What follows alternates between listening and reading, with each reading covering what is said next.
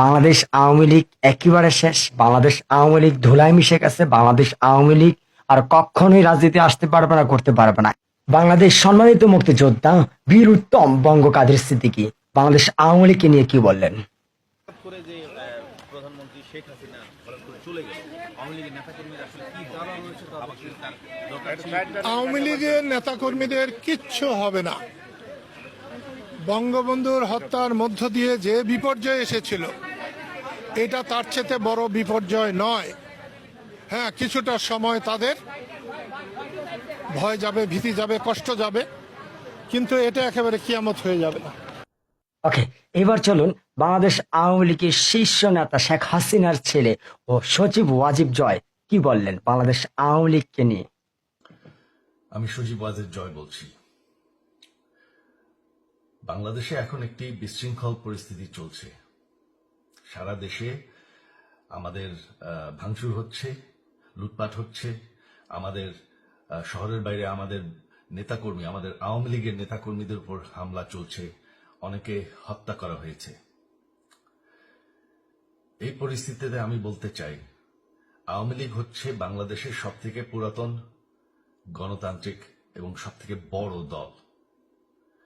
আওয়ামী লীগ কিন্তু মরে যায়নি।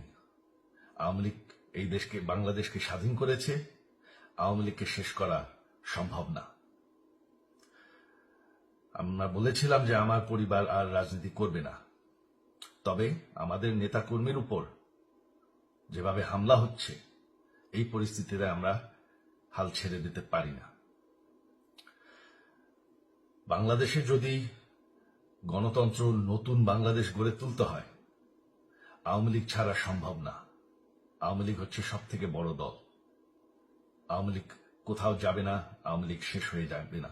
আওয়ামী লীগকে শেষ করা সম্ভব না। আওয়ামী লীগের নেতাকর্মীদের আমি সবাইকে আহ্বান জানাচ্ছি যে আপনারা সাহস নিয়ে দাঁড়ান।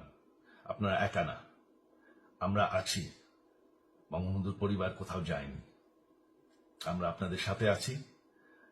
দেশকে, আমাদের নেতাকর্মীদেরকে, আওয়ামী লীগকে রক্ষা করার জন্য যা প্রয়োজন আমরা করতে প্রস্তুত।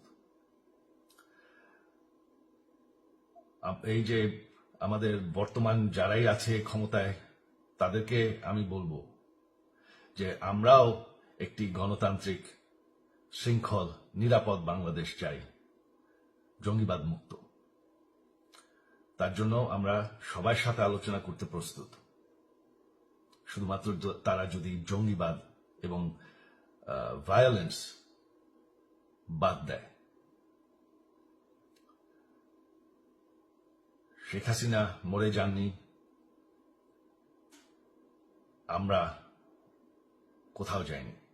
বাংলাদেশ আওয়ামী লীগ ছাড়া গণতন্ত্র, নির্বাচন সম্ভব না। এই বলে আমি আমার কথা শেষ করছি। জয় বাংলা। ওকে, তাহলে কি বুঝলেন? বাংলাদেশ আওয়ামী লীগ শেষ হয় নাই। ওকে, রাষ্ট্রীয় সংবিধান হিসাবে একটা সরকার কিংবা একটা রাজনৈতিক দলের প্রধান কিংবা প্রধানমন্ত্রী, হ্যাঁ, হচ্ছে যে পদত্যাগ কিংবা ইস্তফা করতে পারে করে পুনরায় যখন আবার নির্বাচন করবে, তখনও সে এখানে হচ্ছে যে অংশীদার করতে পারে, সে পুনরায় আবার নির্বাচন করবে। এইটা বাংলাদেশ সংবিধান অনুযায়ী এইটাই সিস্টেম। ঠিক আছে, তো উনি পদত্যাগ করলেন, আবার পুনরায় 3 মাসের মধ্যে নির্বাচন হবে। খুব দ্রুত নির্বাচন হবে। সেই নির্বাচনে হচ্ছে ওনারা আবার অংশগ্রহণ করতে পারবেন। এটাই তো সংবিধানে লেখা দেওয়া আছে, নাকি না অন্য কিছু? আমি জানি না, আপনারা জান। তো আপনারা নিজেরাই বুঝেন, আমার কিছু বলার নেই। ভালো থাকবেন।